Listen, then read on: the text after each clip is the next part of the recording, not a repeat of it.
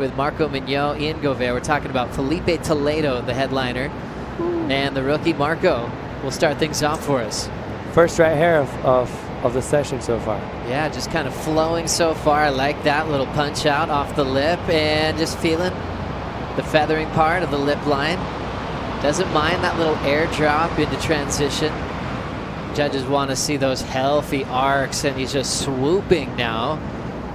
Oh. As he throws down the tail high reverse, giving us a lot of entertainment on this first ride. Going for the alley-oop, and he gets stuck.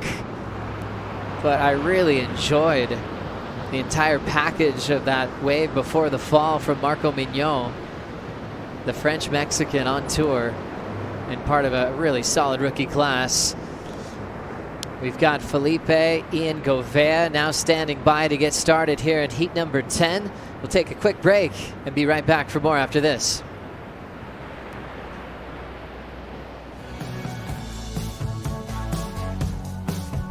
See how he goes here in the pool. Think about the way he surfs, his stature in particular. A really nice match for the wave. It'll be a left for him to open up. Just a tiny bit catchy for his first turn, and then giving that one the full-blooded treatment. And then now trying to park it inside the pit. And this one will just cone around him. We'll get some pretty nice cover before coming out and getting back on the tools, on the face, using that rail to great effect. Nice little stinging snap again from him. And going straight up, real tight in the pocket. That's where the points are going to be. And then getting in and getting a good drive. One quick pump, back foot goes back, and a massive ollie straight up in the air, straight back down without the raft. Yeah, it looked like a really measured approach. That's what I saw. Really calm, collected. I mean, it's his first wave, so just feeling things out, you know, in this heat sort of format. But I think he was probably on his way to, yeah, let's have a look here. So this is the opening section of this wave. And then into this tube. This is that first tube. Comes out of here and he really is searching for this open face. Lays the board on rail, carves it right back. He sort of creates a little coping for himself there to hit. And up into the lip then, flaring the fins. Little lip line there. And stomping on the gas here to make it through this fast little tunnel section. And we're seeing so much of this today. Like, I mean, this was a big straight air, that one. But, I mean, with that wind today, that board just blowing in that exact opposite direction. So really hard maneuver to stick there on that end section. Gouveia, qualifying round, heat number 10. The first wave of the two-time world champ, Filipe Toledo. Here he goes. Gives it a nice bit of back foot for his first turn. And just driving that calf, super critical. Three of the best opening maneuvers we've seen all day. The roof ride from the float. And then the hollow section. How hollow is it going to be? He'll sting that.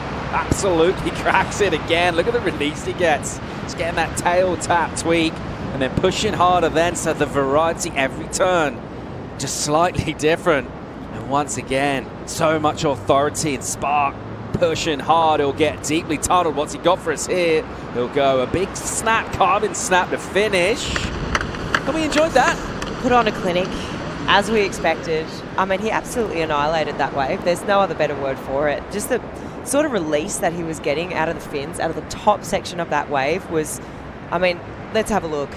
Just all three fins out the back of the wave. He surfs it with such ease. It doesn't look like he's trying to play catch up. He just matches the speed of this wave, which is fast, so well. I mean, he's also providing variety here, which I really like. I mean, you saw him just chuck that arm back for a bit of layback before, and then just toying with it, you know. I think he also still probably has a couple of gears to click up into, so nice opening wave there from Filipe for sure. As we have a look at this section here, just really laying that board on rail.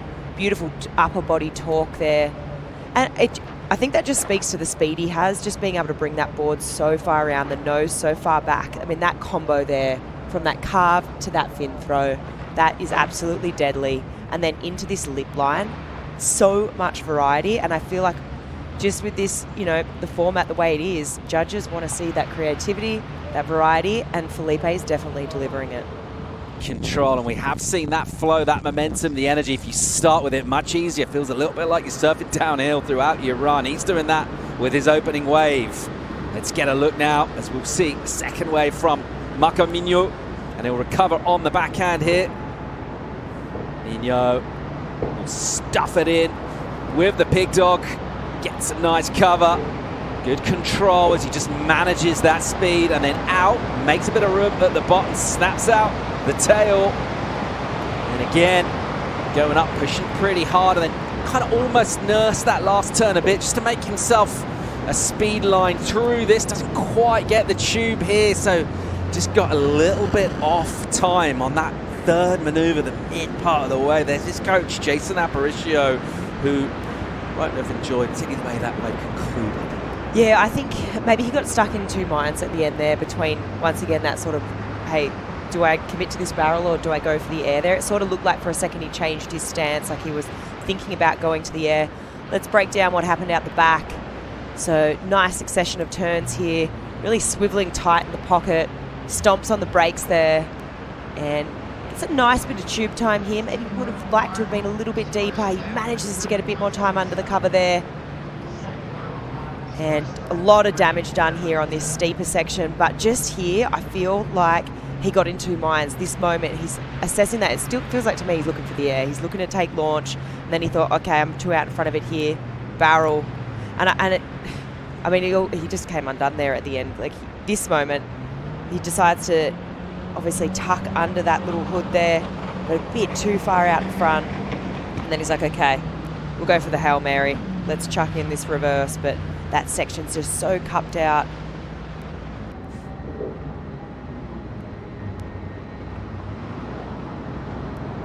There goes Ian Gouveia.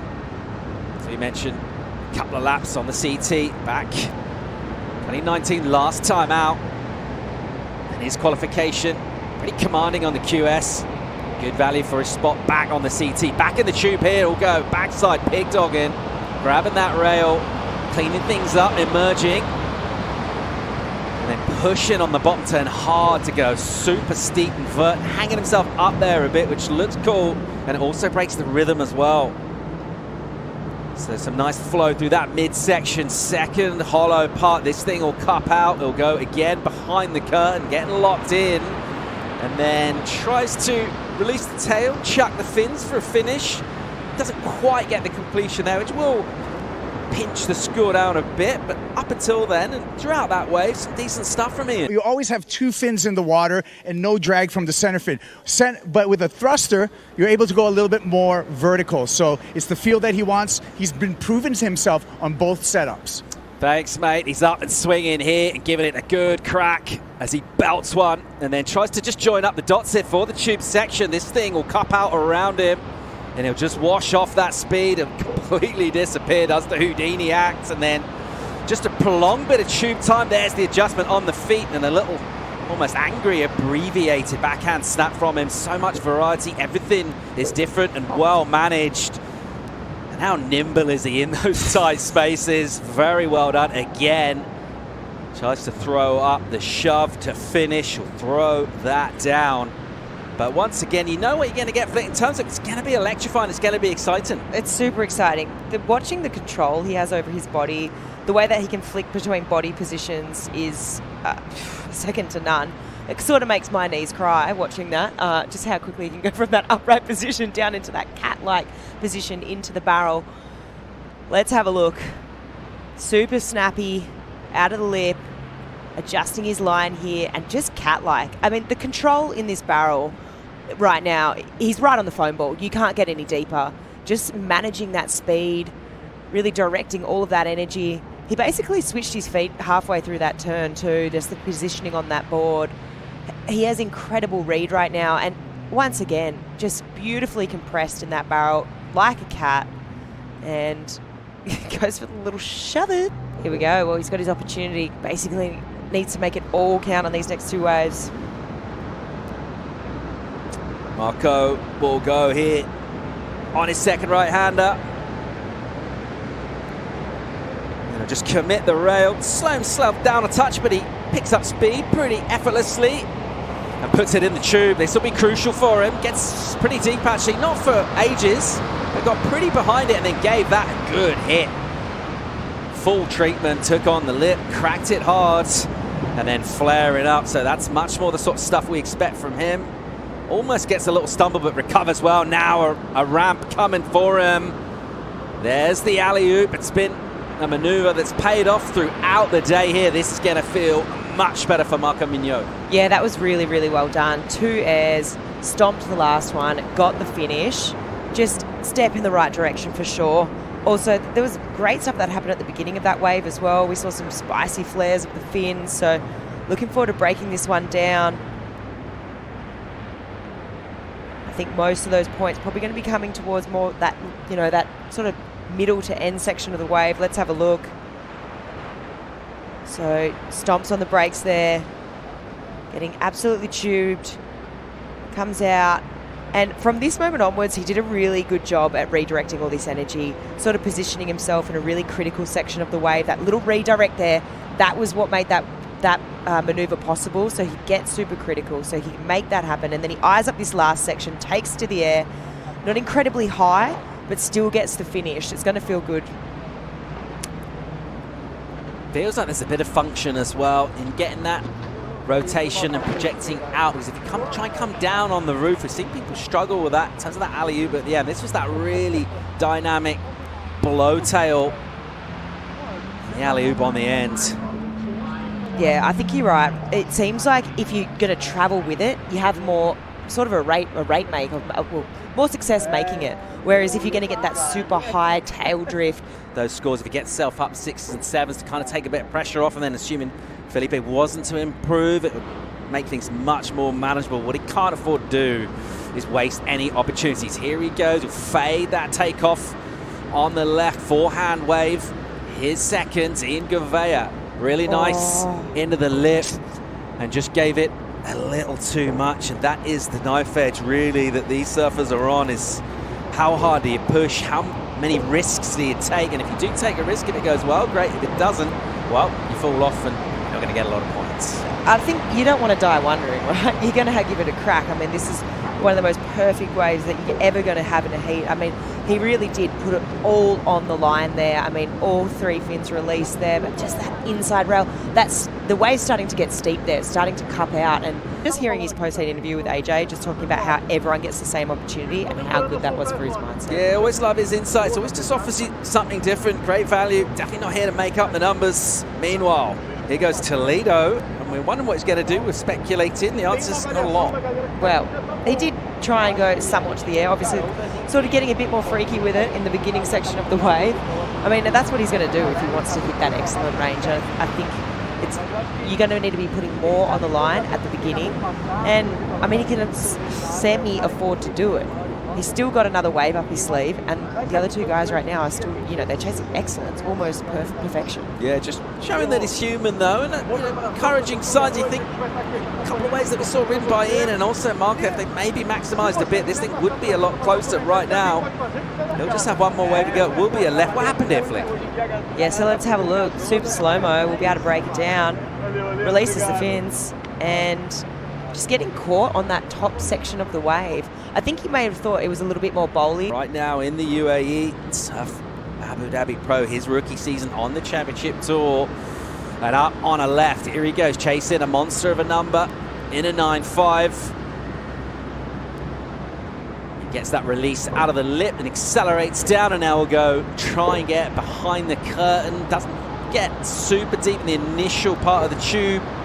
Not quite completely disappearing, but he extended it for a while. He tried to get a pump and it looked like the board just didn't quite respond, just got a little caught deep in that tube, and he'll go down.